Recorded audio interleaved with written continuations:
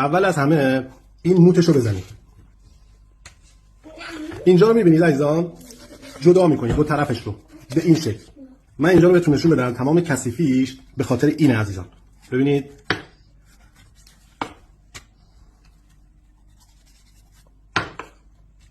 این. پس چیکار باید بکنیم؟ مرغ رو برمیگردونیم عزیزان از این طرف و از این طرف. اول پوستش رو بگیرید به راحتی، همینطور این طرفش. ببینید اینجا رو فشار بدید، این استخون میاد بیرون به همین راحتی. از اینجا بنازید از پشت استخون خودش میره دیگه. ببینید خیلی راحت جداش کردیم. همینطور این یکی طرفش، ببینید این از این، یعنی ما با این کاری نداریم دیگه. اینجا خیلی راحت این استخونه جدا میشه. تا این پایین میاد اینجوری خیلی آروم و از این طرف هم تا این پایین. همینطور این طرفش، از این طرف تا پایین و از این طرف هم تا پایین.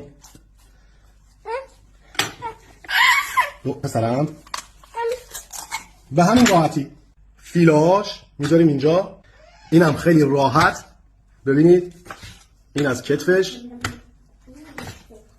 اینم از وسط برش بزنید دقیقاً به این شکل و پوستشو میگیرید. پسرم من عذرخواهی میکنم، پسرم نمیذاره درست فیلم بگیریم، مجبوریم قطعش کنیم. اینم خیلی راحت تمیزش میکنید، چربیای اضافهشو میگیرید. این از مرغ تر و تمیز عزیزان. فرموده بودید که آموزش بدیم چجوری پاک کنید. این اصلا چرا باید بشوییدش عزیزان؟